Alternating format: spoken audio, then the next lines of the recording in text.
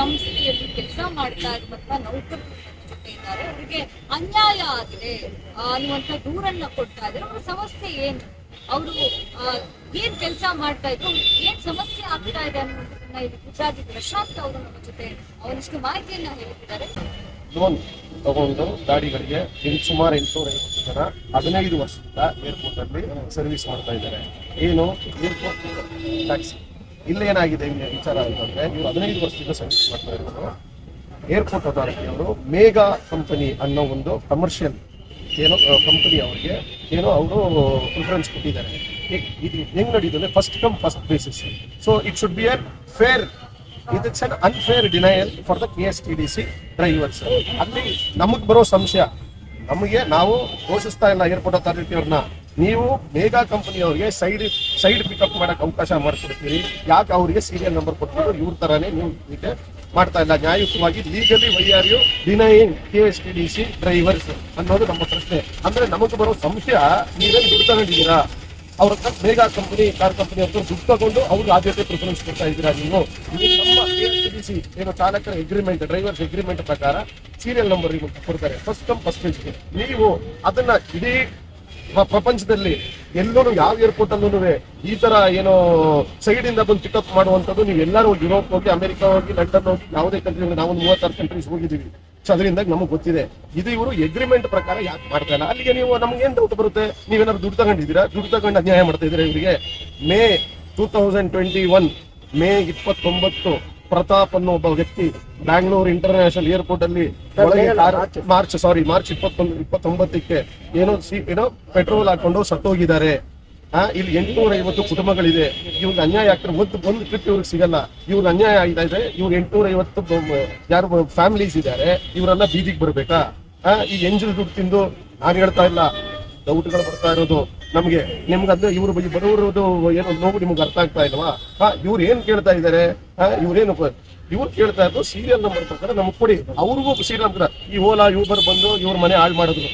Ola Uber ಅವರು ಒಂದಷ್ಟು ಜನ ಬಂದು ಇವ್ರುಗಳ ಮನೆ ಹಾಳು ಮಾಡಾಕ್ತಿದ್ರು. ಅರ್ಧ ಇವ್ರ ಪಾಪ ಕೊರೋನಾದಲ್ಲಿ ನೊಂದಿದ್ದಾರೆ. ಈಗಲೂ ಇವರಿಗೆ ಬಡವರಿಗೆ ಅನ್ಯಾಯ ಇರ್ತಾ ಇರೋದು ಇವ್ರುಗಳ ಕಣ್ಣಿಗೆ ಕಾಣ್ತಾ ಇಲ್ವಾ? ಬರೀ ನನ್ನ ಹೆಂಡತಿ ನನ್ನ ಮಕ್ಕಳು ಮಾತ್ರ ಚೆನ್ನಾಗಿರ್ಬೇಕು, ಬೇರೆಯವ್ರ ಹೆಂಡತಿ ಮಕ್ಕಳೆಲ್ಲ ಹಾಳಾಗ್ಬೇಕಾ? ಏರ್ಪೋರ್ಟ್ ಅಥಾರಿಟಿ ಅವ್ರಿಗೆ ಯಾವುದೋ ಅವ್ರಿಗೆ ಒಂದು ಮಿನಿಮಮ್ ಕಾಮನ್ ಸೆನ್ಸ್ ಇಲ್ವಾ ಅವ್ರಿಗೆ? ಇದೇನಾದ್ರೂ ನಾವೀಗ ಒಂದು ರೆಪ್ರೆಸೆಂಟೇಷನ್ ಏನೋ ಶಿವಪ್ರಸಾದ್ IAS ಆಫೀಸರ್ ಇದು ಮ್ಯಾನೇಜಿಂಗ್ ಡೈರೆಕ್ಟರ್ಗೆ ನಾವು ಒಂದು ರೆಪ್ರೆಸೆಂಟೇಷನ್ ತಂದಿದ್ದೀವಿ. ಇದನ್ನೇನಾದ್ರೂ ಈ ರೆಪ್ರೆಸೆಂಟೇಷನ್ ನ ಇವರು ನ್ಯಾಯ ಕರೆಕ್ಟ್ ಆಗಿ, ನಾವು ನ್ಯಾಯನೇ ಕೇಳ್ತಾ ಇರೋದು, ನಾವು ಅನ್ಯಾಯ ಕೇಳ್ತಲ್ಲ. ನಾವು legal, we are fighting for our legal right, our drivers legal right. ಇದನ್ನ ಇವರು ಮಾಡಿಲ್ಲ, ಇದನ್ನ ಇವರು ಇತ್ಯರ್ಥ ಮಾಡಿಲ್ಲ ಅಂತಂದ್ರೆ ನಾವು ಇವ್ರನ್ನ ಪಾರ್ಟಿ ಮಾಡಿ ನಾವು ಕಾನೂನು ಹೋರಾಟ ಮಾಡ್ತೀವಿ. ಮುಂದಿನ ದಿನಗಳಲ್ಲಿ ಕಾನೂನು ಹೋರಾಟ ಮಾಡಿ ನಾವು ಏರ್ಪೋರ್ಟ್ ಅಲ್ಲಿ ಸ್ಟ್ರೈಕ್ ಮಾಡ್ತೀವಿ. ನಾವು ಎದುರಿಸ್ತಾ ಇಲ್ಲ, ನಾವು ಜೈಲ್ಗೆ ಹೋಗಕ್ಕೂ ರೆಡಿ ಇದ್ದೀವಿ. ನಾವು ನಮ್ಮ ಹೋರಾಟ, ನಮ್ಮ ಯುದ್ಧ ನ್ಯಾಯಕ್ಕಾಗಿ. It is for legal justice. ನ್ಯಾಯಕ್ಕಾಗಿ ಹೋರಾಟ ಮಾಡ್ತಾ ಇದೀವಿ.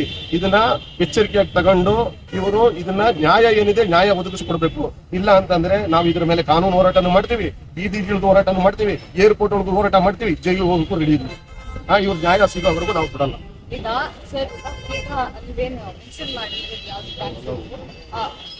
ಅದು ಅವ್ರೇನೋ ಟ್ಯಾಕ್ಸಿ ಮಾಡ್ತಾ ಇರೋ ಸಂದರ್ಭದಲ್ಲಿ ನೀವೇನು ದೂರನ್ನ ಕೊಟ್ಟಿರ್ಲಿಲ್ವಾ? ಎಲ್ಲರೂ ಹೇಳಿದ್ದಾರೆ, 100 ಸತಿ ಹೇಳಿದ್ದಾರೆ, ದೂರನ್ನು ಕೊಟ್ಟಿದ್ದಾರೆ, ಓರಲ್ಲಿ ಹೇಳಿದ್ದಾರೆ. ಕೊಟ್ಟಿದ್ರು ಅವರು ತಗೋತಾ ಇಲ್ಲ. ಅಂದ್ರೆ ಅದಕ್ಕೇನ್ ಬರುತ್ತೆ ನಮ್ಗೆ ಅರ್ಥ? ಈಗ ಹೊರಗಡೆ ಇರೋ ನೋಡೋರಿಗೆ ಇವ್ರು ಹೇಳ್ತಾ ಇಲ್ಲ, ನಮಗ್ ಬರುತ್ತೆ ಡೌಟು. ನೀವೇನ್ ದುಡ್ಡು ತಗೊಂಡಿದ್ದೀರಾ, ಏನೋ ದುಡ್ಡು ತಗೊಂಡು ಅವ್ರಿಗೆ ಬಿಡ್ತಾ ಇದ್ರ? ಯಾವ ಬೆಂಗಳೂರು ಇಂಟರ್ನ್ಯಾಷನಲ್ ಏರ್ಪೋರ್ಟ್ ಇಡೀ ಪ್ರಪಂಚದಲ್ಲೇ ಏನೋ it's a well known number 1 airport. ಯಾವ ಏರ್ಪೋರ್ಟ್ ಪ್ರಪಂಚದಲ್ಲಿ ಎಲ್ಲೂ ಇಲ್ಲ ಸೈಡ್ ಪಿಕಪ್.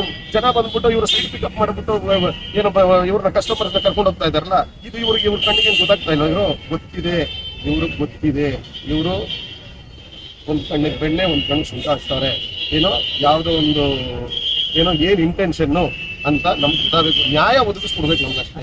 ಏನ್ ನ್ಯಾಯ, ಅಗ್ರಿಮೆಂಟ್ ಏನಿದೆ ನಮಗೆ KSTDC ಡ್ರೈವರ್ಸ್ ಏನ್ ಅಗ್ರಿಮೆಂಟ್ ಇದೆ, ಅಗ್ರಿಮೆಂಟ್ ಪ್ರಕಾರ ಇವ್ರು ಮಾಡ್ಕೊಡ್ಬೇಕು. ಇವ್ರು ಮಾಡಿಲ್ಲ ಅಂದ್ರೆ ನಮಗ್ ಗೊತ್ತು, ಏನ್ ನಾವು ಹೇಳಲ್ಲ ಮುಂದಕ್ಕೆ, ನಾವು ಮಾಡಿ ತೋರಿಸ್ತೀವಿ. ನಾವು ಏನೋ ಬಡವರು ಹೊಟ್ಟೆ ಹೊಡೆಯೋ ನಾವು ಬಿಡಲ್ಲ. ಇದು ಬರೀ ಡ್ರೈವರ್ಸ್ ಬಂದವರೆ, ನೆಕ್ಸ್ಟ್ ಬರ್ತಾರೆ ದೊಡ್ಡ ಮೈಸೂರು, ಮಂಡ್ಯ ಎಲ್ಲಾ ಕಡೆಯಿಂದ ಕರೆಸ್ತೀವಿ ನಾವು. ಸಾವಿರಾರು ಜನ ಕರೆಸ್ಬಿಟ್ಟು ಪ್ರತಿಭಟನೆ ಮಾಡ್ತೀವಿ. ಬೆಂಗಳೂರು ಇಂಟರ್ನ್ಯಾಷನಲ್ ಏರ್ಪೋರ್ಟ್ ಅಲ್ಲಿ ಮಾಡ್ತೀವಿ. ಅಡ್ವೊಕೇಟ್ ಪ್ರಶಾಂತ್ ಮೇತಲ್ ಅಂತ ನನ್ನ ಹೆಸರು. ನಾವು ಹೇಳಿದ್ದೇ ಮಾಡೋದು, ಮಾಡದೇ ಹೇಳೋದು. ಎನ್ನ ನುಡಿಯೊಂದು ಪರಿ, ಎನ್ನ ನಡೆ ಒಂದು ಪರಿ ಇಲ್ಲ. ಎನ್ನ ನುಡಿಯೋ ಒಂದೇ ಪರಿ, ಎನ್ನ ನಡೆಯೋ ಒಂದೇ ಪರಿ. ಹೇಳಿದ್ದೇ ಮಾಡ್ತೀವಿ, ಮಾಡಿ ತೋರಿಸ್ತೀವಿ. ಸಂದರ್ಭದಲ್ಲಿ ಈ KL ಅಧಿಕಾರಿಗಳು ಟೆಂಡರ್ ಕರೆದಿದ್ರು 3 ಕಂಪನಿಗಳಿಗೆ, ಒಂದು ಮೇರು, ಒಂದು ಈಸಿ, ಒಂದು ಮೆಗಾ ಅಂತ. ಈ 3 ಕಂಪನಿಗಳಿಗೆ ಏನು ಅಗ್ರಿಮೆಂಟ್ ಅಲ್ಲಿ ಇದೆ ಅಂತಂದ್ರೆ, 3 ವೆಂಡರ್ಸ್ ಏನು ಅಗ್ರಿಮೆಂಟ್ ಅಂದ್ರೆ ಫಸ್ಟ್ ಕಮ್ ಫಸ್ಟ್ ಸರ್ವ್ ಅಂದ್ಬಿಟ್ಟು ಕಾನೂನಲ್ಲಿ ಅಗ್ರಿಮೆಂಟ್ ಅಲ್ಲಿ ಕಾನೂನಲ್ಲಿ. ಕೆಲವು ಈ ಮೇರು ಹೊಟ್ಟೋದ್ಮೇಲೆ ಈ ಮೆಗಾ ಅನ್ನೋ ಒಂದು ಕಂಪನಿನ ಖಾಸಗಿ ಕಂಪನಿಯನ್ನು ತಪ್ಪಿಕೊಂಡು ಬಂದಿದ್ದಾರೆ. ಅವರೆಲ್ಲ ಬಂಡವಾಳಶಾಹಿಗಳು. ಅವ್ರೇನು ಇವತ್ತು ಬ್ಯಾಂಕ್ ಲೋನ್ಗೆ ಹಾಕಿದ್ರೆ ಅವ್ರಿಗೆ 500 ಗಾಡಿ ಕೊಡ್ತಾರೆ, 1000 ಗಾಡಿನೂ ಕೊಡ್ತಾರೆ. ಇಲ್ಲಿ ನಾವು ಏನು ಹೋರಾಟ ಮಾಡಿ ತಂದಿರೋದು, ಟೆಂಡರ್ ಫೇಲ್ಯೂರ್ ಆಯ್ತು 2008ರಲ್ಲಿ. ನಾವು ಡೆಲ್ಲಿಗೆ ಹೋಗಿ ಹೋರಾಟ ಮಾಡಿ ನಮ್ಮ ಚಾಲಕರು ತಂದಿರ್ತಕ್ಕಂಥ ಇದು. ಅವತ್ತು ಕೂಡ ನಮಗೆ ವಿಧಾನಸೌಧದಲ್ಲಿ ಚೀಫ್ ಸೆಕ್ರೆಟರಿ ಬಣಗಾರ್ ಸಾಹೇಬ್ರು ಹೇಳಿದ್ರು ನೀವೇ ಮಾಡಿ ಅಂತ. ನಾವು KSTDC ನಲ್ಲಿ ಹಳೆ ಏರ್ಪೋರ್ಟ್ ಅಲ್ಲಿ 10 ವರ್ಷ ಮಾಡಿದ್ವಿ. ಇವತ್ತು KSTDC ಬ್ರ್ಯಾಂಡೇ ಬೇಕು, KSTDC ಜೊತೆಲೆ ನಾವು ಕೆಲಸ ಮಾಡ್ತೀವಿ ಅಂತ ನಾವು KSTDC ಕೊಟ್ವಿ. ಈಗ ಅವ್ರು ನಮಗೆ ನ್ಯಾಯ ರೀತಿ ಸರಿಯಾಗಿ ಒದಗಿಸ್ಕೊಡ್ತಾ ಇಲ್ಲ. ಮೆಗಾ ಅನ್ನೋ ಕಂಪ್ನಿಗೆ KL ಅಧಿಕಾರಿಗಳು ಶಾಮೀಲಾಗಿದ್ದಾರೆ, ಏನೋ ಗೊತ್ತಿಲ್ಲ. ಜನ ಹೇಳ್ತಾ ಇದ್ದಾರೆ, ನಮ್ಮ ಚಾಲಕರು ಹೇಳ್ತಾ ಇದ್ದಾರೆ. ಅದೇನಾಗ್ತದೆ ಅಂತ ದಳ್ಳಾಳಿಗಳದ್ದು ಜಾಸ್ತಿ ಆಗಿದೆ, ಕಾಟ ಜಾಸ್ತಿ ಆಗಿದೆ. ಒಂದು ಏನಾಗ್ತದೆ ಅಂದ್ರೆ ಮೆಗಾ ಅವರು ಒಂದು 15-20 ಜನ ಸ್ಟಾಫ್ಗಳು ಇಟ್ಕೊಂಡು ಬರ್ತಕ್ಕಂಥ ಪ್ರಯಾಣಿಕರನ್ನ ಹೇಳ್ಕೊಂಡಾಗ ಅವ್ರು ಗಾಡಿ ಕುಂಡಿಸ್ತಾರೆ. ನಮ್ಮ ಚಾಲಕರು ಪಾರ್ಕಿಂಗ್ 7 ಅಲ್ಲಿ ಇರ್ತೀವಿ, 24 ಗಂಟೆಗೂ ಒಂದು ಬಾಡಿಗೆ ನಮಗೆ ಸಿಗ್ತಾ ಇಲ್ಲ. ಇದು ನಮಗೆ ಅನ್ಯಾಯ ಆಗ್ತಾ ಇದೆ. ಈಗ ನೋಡಿ, ಕೋವಿಡ್ ಬಂತು, ಕೋವಿಡ್ ಅಲ್ಲಿ ನಾವು ನೊಂದಿದ್ದೀವಿ. ಕೋವಿಡ್ ಏನೋ ಸ್ವಲ್ಪ ಮುಗಿತು ಬಂತು ಅನ್ನೋದೊಳಗಾಗಿ ಈಗ ಯುದ್ಧ ಶುರುವಾಗಿದೆ. ಏನೋ ಅಮೆರಿಕಗೂ ಮತ್ತೆ ಇರಾನ್ಗೆ ಯುದ್ಧ ಶುರುವಾಗಿದೆ. ನಮಗೆ ಬಿಸ್ನೆಸ್ಸೇ ಇಲ್ಲ. ಅಂತ ಸಂದರ್ಭದಲ್ಲಿ ಇವರು 500 ಗಾಡಿಗಳು ತಗೊಂಡು ಬಂದು ಡೈರೆಕ್ಟ್ ಆಗಿ ಬಾಡಿಗೆ ಹೋದ್ರೆ ನಾವೆಲ್ಲ ಏನ್ ಮಾಡ್ಬೇಕು? ಇದನ್ನ KL ಅಧಿಕಾರಿಗಳಿಂದ ನಾವು ಬೇಕಾದಷ್ಟು ಮನವಿ ಕೊಟ್ಟಿದ್ದೀವಿ, ಅವ್ರ ಹತ್ರ ಬೇಡ್ಕೊಂಡಿದ್ದೀವಿ. ಇನ್ನು ಕಾಲು ಹಿಡ್ಕೊಳ್ಳೋದು ಒಂದು ಬಾಕಿ ಇತ್ತು. ಅಷ್ಟು ಕೇಳಿದ್ರು ಕೂಡ ಅವ್ರು ನಿರ್ಲಕ್ಷ್ಯ ಮಾಡ್ತಾ ಇದ್ದಾರೆ. ನಾವು KSTDC ಅಧಿಕಾರಿಗಳಿಗೂ ಹೇಳಿದ್ದೀವಿ. ಅದರಿಂದ ನಾವೇನು ಇಲ್ಲಿ ಸ್ಟ್ರೈಕ್ ಮಾಡ್ತಾ ಇಲ್ಲ. ನಮ್ಮ ನ್ಯಾಯ ಕೇಳಕ್ಕೆ ಇಷ್ಟು ಜನ ಬಂದಿದ್ದೀವಿ. ಸ್ಟ್ರೈಕ್ ಅಲ್ಲ, ಇದು ನ್ಯಾಯ ದೊರಕಿದ್ರೆ ನಮ್ಮ ವಕೀಲ್ ಸಾಹೇಬ್ರು ಇದ್ದಾರೆ ನಮ್ಮ ಪರವಾಗಿ. ಇವತ್ತು ಈ ಚಾಲಕರ ಪರವಾಗಿ ಇವತ್ತು ಬಂದು ನಿಂತಿದ್ದಾರೆ. ಅವರು ನಮ್ಗೆ ನ್ಯಾಯ ದೊರಕಿಸ್ಕೊಡ್ತಾರೆ ಅಂತ ನಮ್ಗೆ ನಂಬಿಕೆ ಇದೆ. ಯಾಕೆಂದ್ರೆ ಅವ್ರಿಗೆ ಹಲವಾರು, ತಾವು ಮಾಧ್ಯಮಗಳಲ್ಲಿ ನೋಡಿರ್ಬೇಕು, ಹಲವಾರು ಒಂದು ಕೇಸುಗಳನ್ನ ನ್ಯಾಯ ಪರವಾಗಿ ನಿಂತು ಜಯ ಮಾಡಿಕೊಟ್ಟಿದ್ದಾರೆ. ಅವ್ರು ಇವತ್ತು ನಮ್ಮ ಪರವಾಗಿ ನಿಮ್ಮ ಕಷ್ಟಕ್ಕೆ ನಾನು ಇದ್ದೀನಿ ಅಂತ ಬಂದಿದ್ದಾರೆ. ಮೊದಲನೇದಾಗಿ ಅವ್ರಿಗೆ ನಾವು ಧನ್ಯವಾದ ಹೇಳ್ತೀವಿ. ನಾವು ಚಾಲಕರ ಪರವಾಗಿ ಧನ್ಯವಾದ ಹೇಳ್ತೀವಿ. ಆಮೇಲೆ ನಮಗೆ ಏನು ಗೊತ್ತಾ, ನಮ್ಮ ಬೇಡಿಕೆ ಏನಿದೆ, KL ಅಧಿಕಾರಿಗಳು ಏನಾದರೂ ಮಾಡಲಿಲ್ಲ, ನಮ್ಮ KSTDC ಅಧಿಕಾರಿಗಳು ಮಾಡಲಿಲ್ಲ ಅಂದ್ರೆ ಇದಕ್ಕೆ ಸರ್ಕಾರದ ಜವಾಬ್ದಾರಿ ಇದೆ. ಇದಕ್ಕೆ BALಗೆ ಚೇರ್ಮನ್ ಅಧ್ಯಕ್ಷ ಯಾರು ಇದ್ದಾರೆ ಅಂತಂದ್ರೆ ನಮ್ಮ ಚೀಫ್ ಸೆಕ್ರೆಟರಿ ಮೇಡಮ್ ಅವರೇ ಅದಕ್ಕೆ ಅಧ್ಯಕ್ಷರು. ಅವರು ಇಲ್ಲಿ ಪ್ರವೇಶ ಮಾಡಬೇಕು. ಇದಕ್ಕೇನು ಅನಾನುಕೂಲ ಆಗಿದೆ ಅಂತ ಅವರು ನಮಗೆ ನೋಡ್ಬೇಕಾಗಿರೋದು. ಯಾಕಂದ್ರೆ ಸರ್ಕಾರ ಪ್ರತಿಯೊಬ್ಬ ಪ್ರಜೆಗೂ ನೋಡುವಂತ ಅಧಿಕಾರ ಇದೆ, ನೋಡುವಂತ ಜವಾಬ್ದಾರಿ ಇದೆ. ಇವತ್ತು ನಾವು 850 ಜನ ಇವತ್ತು ಬೀದಿಗೆ ಬಂದ್ಬಿಟ್ಟು ನಾವು ಕಷ್ಟ ಅನುಭವಿಸ್ತಾ ಇದ್ದೀವಿ. ಅವ್ರು ಡೋಂಟ್ ಕೇರ್ BL ಅಧಿಕಾರಿಗಳಿಗೆ. ಏನ್ ಮಾಡ್ತೀರಾ ಮಾಡ್ಕೊಳ್ಳಿ ಅನ್ನೋ ಮಟ್ಟಕ್ಕಿದ್ದಾರೆ. ಅದು ಆಗಬಾರದು. ಇವತ್ತು ನಮಗೆ ಬಲವಾಗಿ ನಮ್ಮ ವಕೀಲ್ ಸಾಹೇಬ್ ನಾವು ನ್ಯಾಯ ಕೇಳಕ್ ಬಂದಿದ್ದೇವೆ ಹೊರತು ನಾವು ಇಲ್ಲೇನು ಗಲಾಟೆ ಮಾಡಕ್ಕಾಗ್ಲಿ, ಕಲ್ಲು ಹೊಡೆಯಕ್ಕಾಗ್ಲಿ ಅಥವಾ ನಾವು ಪ್ರತಿಭಟನೆ ಪೀಸ್ಫುಲ್ ಪ್ರೊಟೆಸ್ಟ್. ನಾವು ಯಾವ ರೋಡನ್ನು ಬಂದ್ ಮಾಡಿಲ್ಲ, ಯಾರಿಗೂ ತೊಂದರೆ ಕೊಟ್ಟಿಲ್ಲ. ನಾವು ಯಾರಿಗೂ ಒಂದು ಎಳ್ಳಷ್ಟು ಯಾರಿಗೂ ತೊಂದರೆ ಇಲ್ಲ. ನಾವು ಪೀಸ್ಫುಲ್ ಪ್ರೊಟೆಸ್ಟ್. ನಮ್ಮ ಹೊಟ್ಟೆ ಹೊಡೆದಿದ್ದಾರೆ, ನಮ್ಮ ಹೊಟ್ಟೆ ಹೊಡೆದು ನಮ್ಮ ಹೆಂಡತಿ ಮಕ್ಕಳು ರೋಡ್ ಬರಬಾರದು ಅನ್ನೋದಕ್ಕೆ ಮನವಿ ಮಾಡ್ಕೊಳಕ್ ಬಂದಿದ್ದೀವಿ. ನಾವು ಮನವಿ ಮಾಡ್ಕೊಳಕ್ ಬಂದಿದ್ದೀವಿ ಅಷ್ಟೇನೆ. ನಮ್ಮ ರಿಕ್ವೆಷನ್ ಲೆಟರ್ ಇದೆ. ಇವರು ಇದು ಸ್ಪಂದಿಸಿಲ್ಲ ಇಲ್ಲ ಅಂದ್ರೆ ಮುಂದಿನ ಹೋರಾಟ. ಇದರಲ್ಲಿ ಈ ಏರ್ಪೋರ್ಟ್ ಅಲ್ಲಿ ನಮ್ದು 2 ಯೂನಿಯನ್ ಇರೋದು. ಒಂದು ರಮೇಶ್ ಗೌಡ್ರು ಯೂನಿಯನ್, ಒಂದು ನಮ್ಮ KSTDC ಯೂನಿಯನ್. ಧರ್ಮೇಂದ್ರ ಅವರು ಬಂದಿದ್ದಾರೆ. ನಾವೆಲ್ಲನೂ ಎಲ್ಲ ವೈಷಮ್ಯಗಳನ್ನು ದೂರ ಇಟ್ಟು ಇವತ್ತು ನಾವು ಒಗ್ಗಟ್ಟಾಗಿ ನಾವು ಹೋರಾಟ ಮಾಡ್ತಾ ಇದ್ದೀವಿ. ಯಾಕೆಂದ್ರೆ ಚಾಲಕರ ಬದುಕು ಇವತ್ತು ಹಾಳಾಗ್ತಾ ಇದೆ. ನಾಯಕರುಗಳಾದವ್ರು ನಾವು ಅವ್ರ ಬದುಕು ಸರಿ ಮಾಡಬೇಕು ಅನ್ನೋದು ಗೊಂದೋಷ. ಅವರ ಎಲ್ಲನೂ ಒಂದು ಪರ್ಸನಲ್ ಎಲ್ಲ ಇದೆಲ್ಲ ಸೈಡ್ಗಿಟ್ಟು ಇವತ್ತು ನಾವೆಲ್ಲ ಅಣ್ಣ ತಮ್ಮಂದ್ರ ತರ ನ್ಯಾಯ ಕೇಳಕ್ ಬಂದಿದ್ದೀವಿ. ಇವರು ಧರ್ಮೇಂದ್ರ ಅಂತ, ಇವರು ರಮೇಶ್ ಗೌಡ ಅಂತ. ಸರ್ಕಾರ ನಮ್ಗೆ ಇಲ್ಲಿ ಇದೆ. ಸರ್ಕಾರ ಆಳುವ ಅಧಿಕಾರಿಗಳು ಸರಿಯಾಗಿಲ್ಲ, ಇಲ್ಲಿ ಕೆಲಸ ಮಾಡ್ತಾ ಇಲ್ಲ. ನೋಡಿ, ರೂಲ್ಸ್ ಮಾಡಿದ್ದಾರೆ, ಅವರ ರೂಲ್ಸ್ ಮಾಡಿ ಸುತ್ತಲೇ ಓಡಿಸಿದ್ದಾರೆ. 6, 11, 21ಕ್ಕೆ 25ಕ್ಕೆ ಸುತ್ತಲೇ ಓಡಿಸಿದ್ದಾರೆ. FO ಮಾಡ್ಕೋಬೇಕು, ಎಲ್ಲರೂ ರೂಲ್ಸ್ ಬ್ರೇಕ್ ಮಾಡ್ಬೋದು ಅಂತ ಇದ್ರು. ಮೇಘನೂ ಮೆನ್ಷನ್ ಮಾಡಿದ್ದಾರೆ. ಅವರು ಅವ್ರ ಜೊತೆ ಶಾಮೀಲಾಗಿ, ಖಾಸಗಿ ಕಂಪ್ನಿಗಳ ಜೊತೆ ಶಾಮೀಲಾಗಿ ನಮಗೆಲ್ಲ ವಂಚಿತರಾಗಿದೆ. ಈಗ KSTDC ಗಾಡಿನ ತೆಗಿಬೇಕು ಅಂತ ಎಲ್ಲ ಕಂಪ್ನಿಗಳ ಹತ್ರ ಮಾಡಿದಾರೋ ಗೊತ್ತಿಲ್ಲ, ಸಾಬೀತಾಗಿದೆ. ಅದರಿಂದ ವೈಲೇಟ್ ಮಾಡಿದವ್ರದ್ದು ಅವರು BL KSTDC ಸೇರಿ ವೈಲೇಟ್ ಮಾಡ್ತಾ ಇರೋದು. ಮೊದಲೇ ಬಂದವ್ರಿಗೆ ಮೊದಲನೇ ಆದ್ಯತೆ ಅಂತ ಇಲ್ಲಿ ರೆಕಾರ್ಡ್ ಕೂರಿಸ್ತಾರೆ. ಇದು ಬರೀ ಪೇಪರ್ಗೋಸ್ಕರ ಅದು ಮಾಡ್ತಾ ಇರೋದು ಬೇರೆ ದಂಧೆ ಅವರು.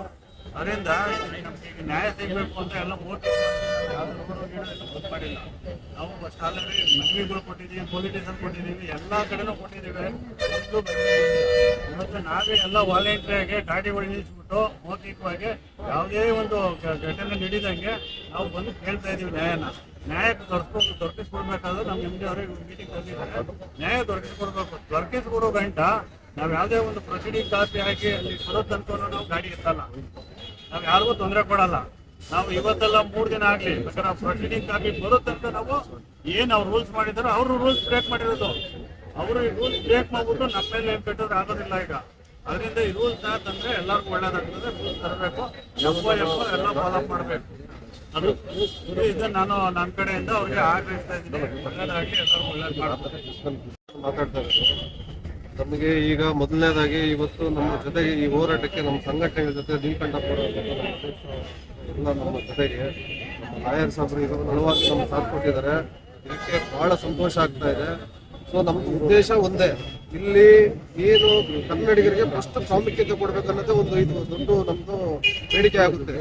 ಇಲ್ಲಿ ಏನಾಗ್ತದೆ, ಹೊರ ರಾಜ್ಯಗಳಿಂದ ಚಾಲಕರು ಬಂದ್ಬಿಟ್ಟು ಓಲೋ ಊಬರ್ಗೆ ಬೇರೆ ಕಡೆಯಿಂದ ತಗೊಂಡ್ಬಿಟ್ಟು ಇಲ್ಲಿ ಜೀವನ ನಡ್ಸಕ್ಕೆ ಇದು ಮಾಡ್ತಾ ಇದ್ದಾರೆ. ಸರ್ಕಾರ ಇರೋದು ಬಡವರಿಗೆ ಅನುಕೂಲ ಮಾಡೋದಕ್ಕೆ, ನಮ್ಮಂತವ್ರು ಯಾರಿಗೆ ನಿಮ್ಮಂತವ್ರು ಐಟಿ ಇದೆಲ್ಲ ಟ್ಯಾಕ್ಸ್ ತಗೊಂಡ್ಬಂದು ನಮ್ಗೆ ಅನುಕೂಲ ಮಾಡ್ಬೇಕಂತ ಹೇಳ್ಬಿಟ್ಟು ಸಾರಥಿ ಯೋಜನೆ ಅದು ಇದರಲ್ಲೆಲ್ಲ ತಗೊಂಡ್ಬಂದು ಕೊಡ್ತಾ ಇದ್ದಾರೆ. ಇಲ್ಲಿ KSTC ಸ್ವಂತ ಬಂಡವಾಳ ಹಾಕೊಂಡ್ಬಂದು ಗಾಡಿ ವೆಹಿಕಲ್ ಹಾಕೊಂಡ್ ಬಂದ್ಬಿಟ್ಟು KSTCಗೆ ರಾಯಲ್ಟಿ ಕೊಡ್ತಾ ಇರೋದು. ಈ ರಾಯಲ್ಟಿನ ಉಪಯೋಗಿಸ್ಕೊಂಡು ಇವ್ರು ನಮ್ಮ ಬಗ್ಗೆ ಕಾಳಜಿ ವಹಿಸ್ಬೇಕಾಯ್ತು, ಅದು ವಹಿಸದೆ ಇಲ್ಲಿ ಏರ್ಪೋರ್ಟ್ಗೆ KSTCಯಿಂದ ಏಜೆಂಟ್ ತಗೊಂಡ್ಬಂದು ಏರ್ಪೋರ್ಟ್ ಅಲ್ಲಿ ಹಾಕಿದ್ದಾರೆ. ಅಲ್ಲಿ ಡೈಲಿ ಲಕ್ಷಾಂತರ ವ್ಯವಹಾರ ಆಗ್ತಾ ಇದೆ. ಇಲ್ಲಿ KS ಆಫೀಸರ್ ಏರ್ಪೋರ್ಟ್ಗೆ ಹಾಕಿ ಅಂತಂದ್ರೆ ಟ್ಯಾಕ್ಸಿಗೆ ಯಾರು ಹಾಕ್ಲಿಲ್ಲ. ನಾವು ಬೇಡಿಕೆನೇ ಇಟ್ಟಿದ್ದೀವಿ. ಅವ್ರು 6 ತಿಂಗಳಿಗೆ ಒಂದ್ಸರಿ ಒಬ್ಬ MD ಚೇಂಜ್ ಆಗ್ತಾರೆ, 6 ತಿಂಗಳಿಗೆ ಒಂದ್ಸರಿ ಒಬ್ಬ ಇವರು ಯಾರು ಟ್ರಾನ್ಸ್ಪೋರ್ಟ್ GM ಒಬ್ಬ ಚೇಂಜ್ ಆಗ್ತಾರೆ. ಇಲ್ಲಿ ಮಾಹಿತಿ ಕೊಡ್ತಾ ಇಲ್ಲ, ಮಾಹಿತಿ ಕೊಡ್ತಾ ಇಲ್ಲಿ ಆಗ್ತಾ ಇದೆ, ಪ್ರಾಬ್ಲಮ್ ಆಗ್ತಾ ಇದೆ. ಅಲ್ಲಿ BL ಅವರು ಇದು ಏನು ಬೇನಾಮಿಯಾಗಿ ನಮ್ಮ ಏಜೆಂಟ್ರ ಅಲ್ಲಿ ಕೆಲಸ ಮಾಡ್ತಾ ಇದ್ದಾರೆ. ಅವ್ರ ಮೇಲೆ ರೈಡ್ ಮಾಡಿದ್ರೆ ಅವರು 1 ತಿಂಗಳಲ್ಲಿ ಹೊರಟ್ಬಿಡ್ತಾರೆ. ಅವ್ರು ಬೇಕಾದ್ರೆ BL ಜೊತೆ ಬೇಕಾದ್ರೆ ಹೋಗಿ ಏನು ಸ್ಯಾಲರಿಗೆ ಜಾಯ್ನ್ ಆಗ್ತಾರೆ. ಇಲ್ಲಿ ನಮ್ಮನ್ನ ಬದುಕು ಆಳಿಗೆ ಇಡ್ತಾ ಇದ್ದಾರೆ. ನಮ್ಮ ಬೇಡಿಕೆ first bumper to bumper means F first in first ಎರಡನೇದು ಏಜೆಂಟ್ ಆಗಿ ಕೆಲಸ ಮಾಡ್ತಾ ಇರೋರ್ನ ತೆಗೆದ್ಬಿಟ್ಟು ಒಬ್ಬ KS ಆಫೀಸರ್ ಅಲ್ಲಿ ಹಾಕಿ ನಮ್ಮ ಪರವಾಗಿ ಏನು ಮೂವ್ಮೆಂಟ್ ಮಾಡ್ಬೇಕು ಅದು ಮಾಡಿಕೊಟ್ರೆ 5,000 ವೆಹಿಕಲ್ಸ್ ಹಾಕ್ಬೋದು. ಫಸ್ಟ್ ಓಲೋ ಊಬರ್ಗೆ ಆಕ್ಚುಲಿ ಓಲೋ ಊಬರ್ ನಾವು ಇವತ್ತು ತುಳಿಬೋದಾಗಿತ್ತು. ಇದಕ್ಕೆ KSTC ಅಡಿಪಾಯ ಇರೋದು. ಇದ್ರಲ್ಲಿ ಏನಾಗುತ್ತೆ, ಮೀಟರ್ ಫೇರ್ ಅಲ್ಲಿ ಓಡ್ತಾ ಇರೋದು ಓನ್ಲಿ KSTC ವೆಹಿಕಲ್ ಅಲ್ಲಿ ಮಾತ್ರ ಮೀಟರ್ ಫೇರ್ ಅಲ್ಲಿ ನಡೀತಾ ಇರೋದು. ಇನ್ಯಾವ ಟ್ಯಾಕ್ಸಿನು ಇಡೀ ನಮ್ಮ ಇಂಡಿಯಾದಲ್ಲಿ ಎಲ್ಲೂ ನಡೀತಾ ಇಲ್ಲ, ಯಾವ ಇದ್ರಲ್ಲೂ ನಡೀತಾ ಇಲ್ಲ. ಗ್ರಾಹಕರಿಗೆ ಎಲ್ಲೂ ಮೋಸ ಆಗ್ತಿದ್ದಂಗೆ ನಡೀತಾ ಇರೋದಂದ್ರೆ ಮೀಟರ್ ಫೇರ್ ಅಲ್ಲಿ ಮಾತ್ರ ಗೊತ್ತಾಗ್ತಾ ಇರೋದು. ಇದನ್ನೆಲ್ಲ ಮಿಸ್ಯೂಸ್ ಮಾಡ್ಕೊಂಡು ಓಲೋ ಊಬರ್ ಅವ್ರನ್ನ ಬೆಳೆಸ್ಕೊಂಡು ಅಲ್ಲಿ MNC ಕಂಪನಿಗಳಿಗೆಲ್ಲ ಇದು ಮಾಡ್ಕೊಂಡು BL ಅಧಿಕಾರಿಗಳು ಸಪೋರ್ಟ್ ಮಾಡ್ತಾ ಇದ್ದಾರೆ.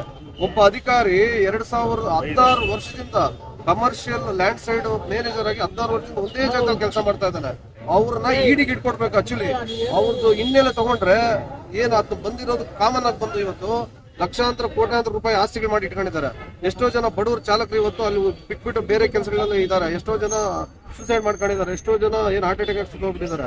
ಅವ್ರ ಬಗ್ಗೆ ಯಾರು ಕೇಳೋರಿಲ್ಲ. ಈ ನಮ್ಮ ಪೀಳಿಗೆ ನಶಿಸುತ್ತೆ ಅನ್ನೋ ಒಂದು ಭಯದಿಂದ ಇವತ್ತು ನಮ್ಮ ಲಾಯರ್ ಸಾಹೇಬರು ಬಂದಿದ್ದಾರೆ. ಬಹಳ ಸಂತೋಷ ಆಗ್ತದೆ. ನಮ್ಗೀಗ ನ್ಯಾಯ ಸಿಗುತ್ತೆ ಅನ್ನೋದೊಂದು ನಂಬಿಕೆ ಇದೆ. ಆ ನಂಬಿಕೆನ ಹುಸಿ ಆಯ್ತು ಅಂತಂದ್ರೆ ಈ ಹೋರಾಟ ಉಗ್ರ ರೂಪಕ್ಕೆ ತಗೊಂಡು ಹೋಗ್ತೀವಿ. ಈಗ ಬಂದಿರೋದು ನಾವು ನ್ಯಾಯ ಕೇಳೋದಕ್ಕೆ. ಇದು ಮುಂದಿನ ಹಂತದಲ್ಲಿ ಬಹಳ ದೊಡ್ಡ ಮಟ್ಟದಲ್ಲಿ ಇದು ಮಾಡ್ಕೊಂಡು ಕನ್ನಡ ಪರವಾಗಿ ನ್ಯಾಯ ನಾವು ಒದಗಿಸ್ಕೊಡ್ಬೇಕಂತ ಹೇಳ್ಬಿಟ್ಟು ನಾವು ಮುಖ್ಯಮಂತ್ರಿ ವಿರುದ್ಧ ನಾವು ಇದು ಮಾಡ್ತೀವಿ. ದೊಡ್ಡ ಹೈಲೈಟ್ ಆಗಿ ಇದು ಮಾಡೋಣ ಅಂತ ಹೇಳ್ಬಿಟ್ಟು ನಮ್ಮ ಒಂದು ಹೋರಾಟ ಇವಾಗ ಸ್ಟಾರ್ಟ್ ಆಗ್ತಾ ಇದೆ ಅಂತ ಈ ಮೂಲಕ ಹೇಳ್ತೀವಿ.